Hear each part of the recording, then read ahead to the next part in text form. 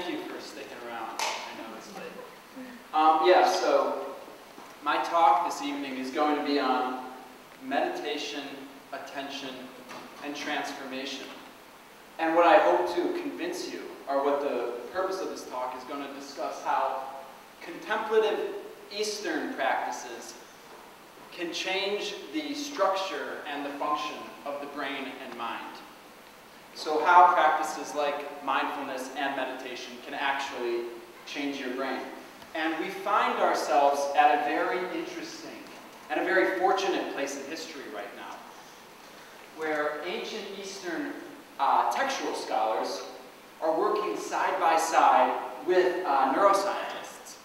So right here is Dr. Richard Davidson. He works in one of the main labs over in Wisconsin that focuses on contemplative practices and what they do to the brain. So it's one of the first times where this real interdisciplinary work is being played out in its fullest sense. And what these neuroscientists are discovering is that some of the ancient Eastern wisdom that they discussed over 2,500 years ago is actually true. And they convey it in a language that's more accessible to a Western audience.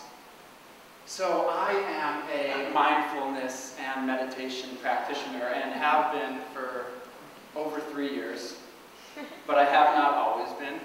And I'd like to tell you a little bit about my journey to this point. So I came to Muhlenberg 4 years ago, and I showed up 2 weeks early to be on the football team. I played wide receiver. And for one reason or another, a day before the actual season started, I approached the coach and I told him, this isn't what I'm going to do for the next 4 years. I quit the team. And the reason I quit is because I wanted to immerse myself in into all these different interests that I always have but never really committed to, like being an actor, exploring in theater, different philosophy classes, and eventually neuroscience. So I did this, and eventually I needed something more physical because I wasn't getting that type of enjoyment that I used to have with sports. And I saw an ad for one of the free yoga classes offered at the school. So I was inclined to do this because my mother's a yoga teacher, and I thought it'd be a good way to meet girls.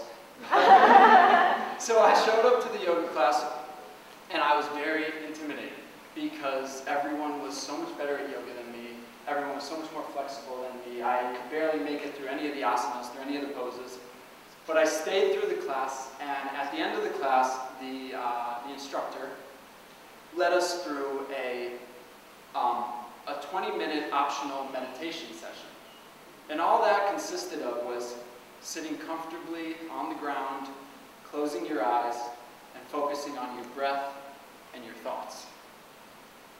So I did this, and for the first 5 minutes, I was miserable. I thought, I can't focus, this is hurting my knees. But eventually after that, I dropped right into it. And it was really the first time since I had quit playing sports, since I lost that part of my identity, that I was able to look at myself non-judgmentally and see where I was mentally.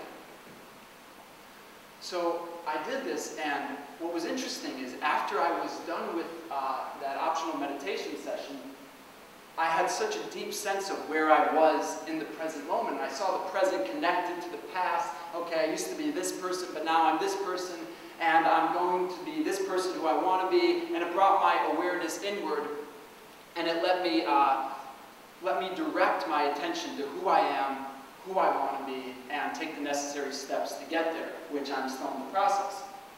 Since that time, I went back to that class the next week, and I started practicing every single day. I had a meditation practice. I eventually got certified to teach yoga and meditation, and then I went to India, as you can see here, in Varanasi with Guru Mishra on the Ganges River, where I did a very intense meditation practice over 5 hours a day. And what I've noticed is since my mindfulness and meditation practice, I've changed drastically as a person. I was diagnosed with attention deficit hyperactivity disorder when I was in high school. teachers and coaches would tell my parents how bad I was at paying attention, how they don't know what's wrong with me. But since I've taken up this practice, I can engage on a much deeper level. I could pay attention in lectures, pay attention in classes, to movies, I can engage in text, I can read, I can concentrate a lot better than I used to be able to. I'm also more in touch with where I am emotionally. I know how I feel, and I can convey it linguistically. I can talk about my experience a lot better than I used to be. And I'm also noticed that I'm better at regulating my emotions. I don't act as impulsively as I used to. I can think about my actions. So I've seen firsthand how mindfulness meditation can change my life. So I'm sure some of you are wondering, what is mindfulness? What is meditation? Because it is kind of a vague term. And yes, there are many different types of meditation practices. And if you do a different type, you will have a different change in the brain. Just like if you practice a different exercise, you'll develop a different muscle. So there are a few working definitions. And the type of meditation I'm going to discuss right now is mindfulness meditation, because there's a lot of research being done on that. So one definition is attention training by which thoughts are consciously manipulated. So your ability to conduct and direct your own thoughts, choose which ones you want, which ones you don't want. But the definition that I prefer is this one: paying attention on purpose in the present moment, non-judgmentally. So paying attention on purpose in the present moment, non-judgmentally. So are you able to do that? Are you able to pay attention? Yes, everyone is. But what we find is that we're really good at mentally time traveling. Human beings are really good at looking at the past or looking at the future, and the default state of consciousness doesn't happen to be, the present awareness. So right now, quick exercise. Prove to yourself that you can pay attention in the present moment. So just take a minute and notice where your feet touch the ground. So now notice where your sit bone touches the chair, and lengthen your spine. Sit up tall. And let your eyes close. And let your mouth close. And rest your tongue on the roof of your mouth.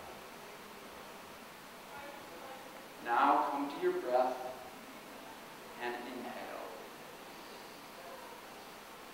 Keeping your mouth closed, exhale out your nose. And one more breath, inhalation. Exhalation. And open your eyes.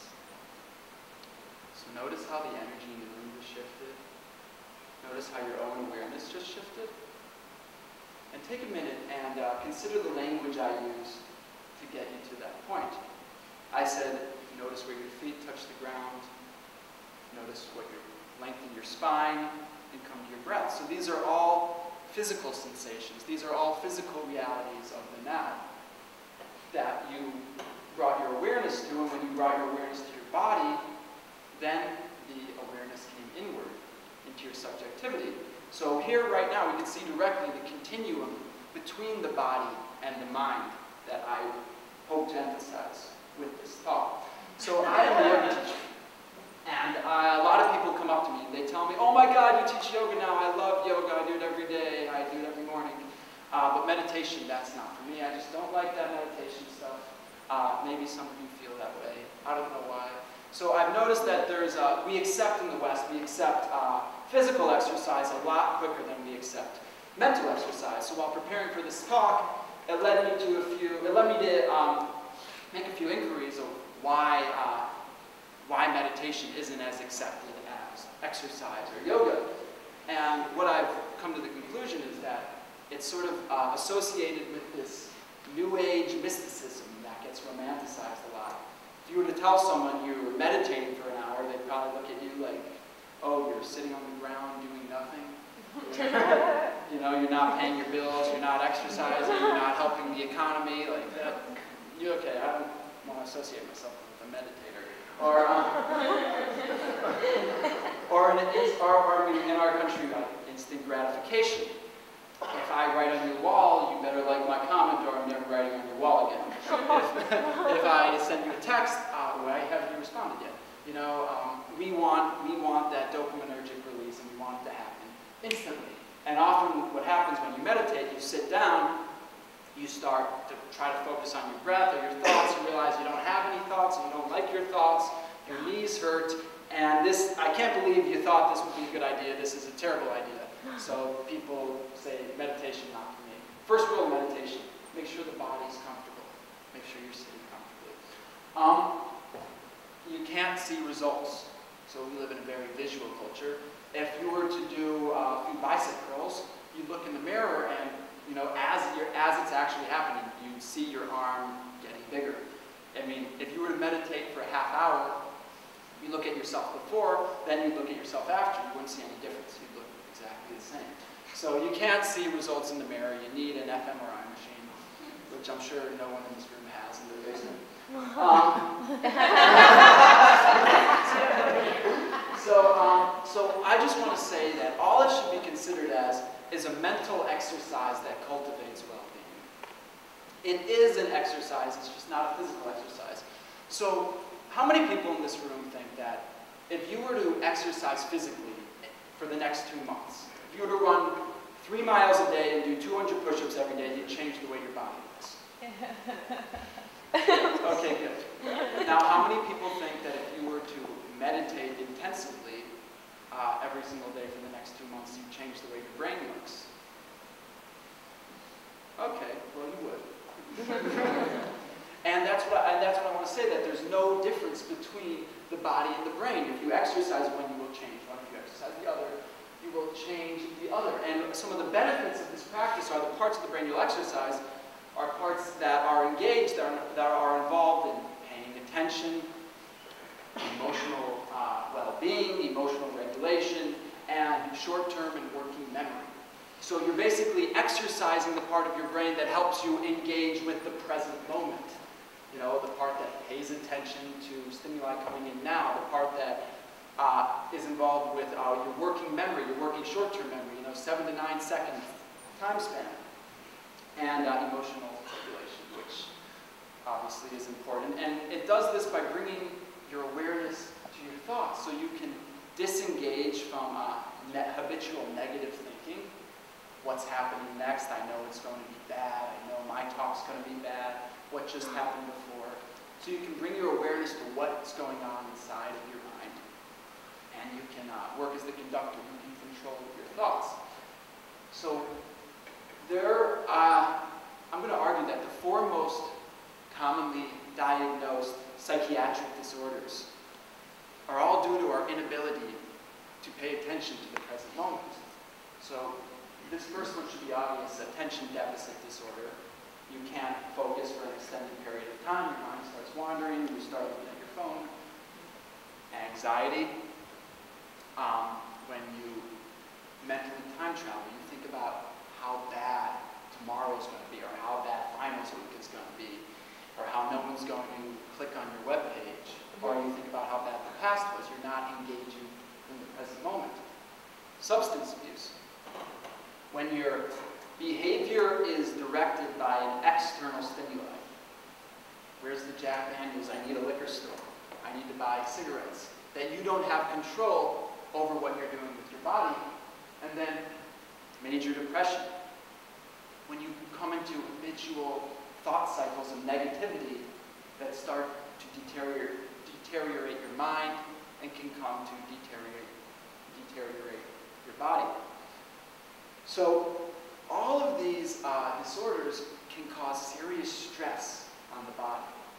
And the body-brain, they don't like stress, and these can often be the precursors to even more serious disease like dementia and Alzheimer's. So we have a very interesting way of looking at the mind and the body here in the West. And that's probably due to this guy, who in the second meditation he wrote, "I think, therefore I am." And what he was saying is that all the information he could know is that he thought that bodily sensations were completely separated from what was happening in your mind, that these are two distinct entities. So we've kind of looked at the body and the brain as being separated, and that's kind of shaped the Western narrative, when although it is basically accepted in most scientific disciplines that there is no binary, that it is a continuum. And I have a quote here by the neurophilosopher Antoine that says, "The body and the brain form an interacted organism and interact fully and mutually via chemical and neural pathways." So there are actual pathways that connect the body and the brain. And as you can see with the autonomic nervous system, the endocrine system, and the immune system, all systems and all bodily functions that are being controlled by the brain. So this brings me to neuroplasticity. The brain's ability to change its structure and its function. And it can change its synapses. So let's unpack neuroplasticity for a moment. There are 3 different types of neuroplasticity that can happen in the brain. The first one we have is neurogenesis, the brain's ability to regenerate new neurons. So new neurons come up out of nowhere. Then we have new connections and alterations in existing synapses. And these happen from dendritic remodeling, these guys over here making new synapses, or axons that take on more insula. So the dendrites are related to gray matter changes in the brain, and these axons over here, those are related to white matter in the brain. So this is how the brain can actually change itself on a very specific and molecular level. So the brain is the organ in the body that is most conducive to change with experience. If you have a significant experience, you will have, your brain will change. So the most specific way to target change in the brain is with physical behaviors.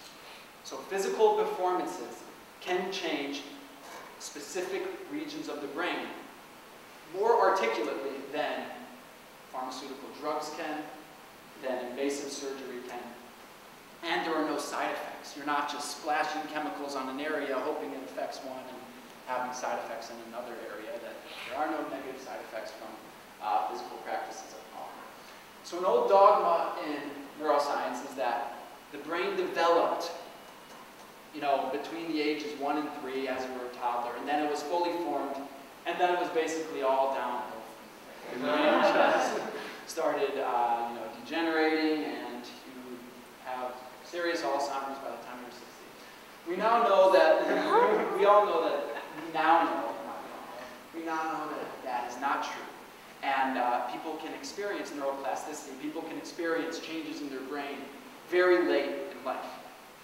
And there have actually been cases of people having neurogenesis while they are legally dead, and having white matter changes in their brain while they are actually dead, right? Blow your mind a little bit. So there is this cute saying in neuroscience, and that is, neurons that fire together, wire together. So what that means is the more you think a certain way, the stronger those synapses get. The more you exercise a certain way of thinking, the more natural it becomes. So the way I like to look at it is, imagine a mountain or a hill in the wintertime that's covered with a fresh layer of snow, and you take your sled and you go down. You're the first one up that hill, and you take your sled and you slide down the hill. So the first time you sleigh down the hill, it's going to be, it's not going to be that fast because you'll be making the path for the first time. But the second time you get on the hill and you go down, it's going to be a little bit faster. And the third time it'll be faster, and eventually it'll just be implicit. It will happen very quickly. So that's kind of the way new neuronal synapses work. The first time, you have to reflect. It takes some time, but eventually it gets better and better, and eventually it's just implicit, automatic.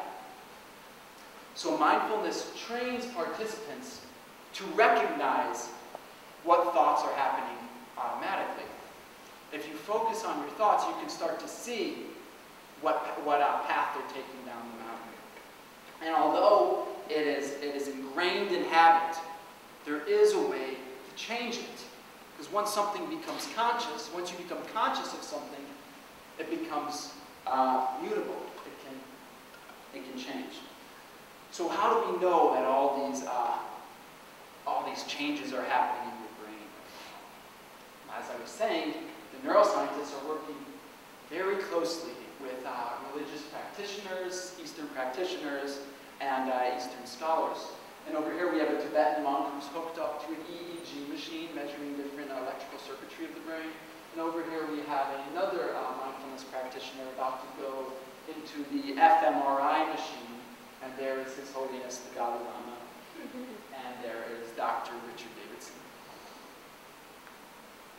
So the areas of the brain, and I'll show you a slide in a moment, but the areas of the brain that change when you practice meditation are the areas that are involved with paying attention. So you have the prefrontal cortex, an area involved with positivity, dopamine neurotransmitters, the brain's natural antidepressants, and involved with ambition and motivation. We have so it gets more cerebral blood flow to these areas. We have the hippocampi. It's areas of the brain that are involved with forming new memories. And then we have the amygdala, the emotional regulation, fight or flight, and the limbic system. So over here on this first slide, yes, prefrontal lobe, you can see in meditation, so take your attention to this, to the left prefrontal lobe over here. You can see how much more cerebral blood flow is in this participant's, happening in these participants under meditation than the baseline subject. But now I want you to bring your attention to this bottom slide, because this is really interesting. So look, notice the parietal lobe. So the parietal lobe is a region of the brain that's involved with sensory integration, making sense of the stimuli you get from the external world. Is this taste? Is this touch? Sound, sight, the senses. And it also helps distinguish me and not me. So where your body is in space and time. So you experience consciousness through time. And what you see is that it gets less activated in the participant who practices mindfulness. So what does this mean? Well, when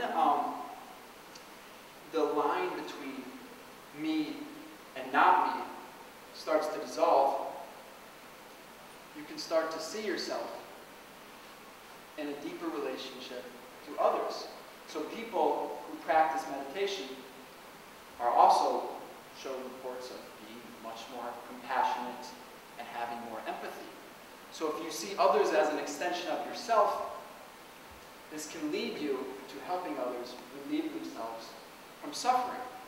There have also been reports where participants, deep participants, have said they feel like they are enmeshed in every single cell in the universe.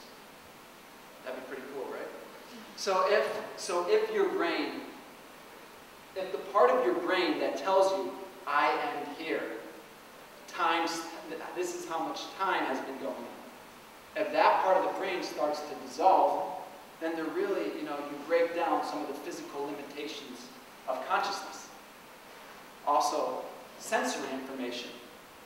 If the sensory integration starts to break down, you can start experiencing senses differently. Something called synesthesia, where you can taste sounds or smell colors. And this is also a part that gets less activated under psychedelic drug experiences. And some of my deepest meditations have been very intense, I promise you that. So, the most interesting part, though, of the brain that gets activated is something called the anterior insula. And the insula is a very important part of the brain. Emma spoke a little bit about it. And what it does is it has a visceral map of the body. It maps different visceral organs. So the heart, the lungs, the kidney, the organ, heart, the lungs, the kidneys, yeah. So it has a direct, so the same way the occipital lobe maps vision, maps the eye, this part of the brain maps the heart. So it gets direct information about the body to the brain. So right here we can see on the most direct correlated level the mind-body connection. It gets significantly increased.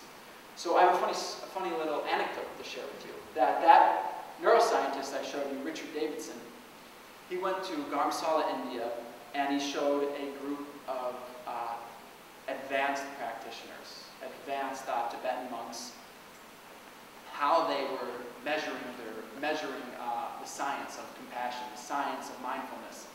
And what he did was he hooked that EEG machine up to one of the monks, and he showed them, well, this is what we do so that it wouldn't be a dry scientific lecture. And every single monk in the audience just started to hysterically laugh. And Dr. Davidson thought, like, oh, they must be laughing because he looks funny with this EEG hat on. But no, they were laughing because they thought it was hysterical that these Western scientists believed that meditation happened in the head when they knew that it happened inside of the heart. And as a meditator, I can tell you that the deeper I get, the more of a sensation I have over my heart. There's sort of a warm, buzzing feeling, and then it feels like it expands.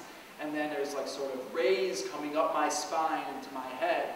So yes, I know that the heart, that there's lots of sensation over the heart. So some of the future of these practices, they're taking fMRIs of the heart and saying how the heart changes. So it improves, it enhances the heartbeat, and it improves the relation between these organs and the brain. So it can help your body. And over here, we just have another graph on increased activity in the left prefrontal cortex. And there's actually a decrease in some of the baseline patients, or participants. So as a neuroscientist who's interested in consciousness, I was interested in how meditation can help us study consciousness. And it turns out that these deeply advanced practitioners, they're basically Olympic athletes of the mind. Some of them have over 50,000 hours of meditation under their belt. So what they're really good at, they're experts at having certain mental states reoccur. So they can know how to physically drop into a certain brain state relatively easily. They are also extremely good at linguistically conveying their phenomenal experience. They're really good at telling you what they're feeling and what they're thinking. So how does this help us study consciousness? Well, it can help us study the neural correlates of consciousness.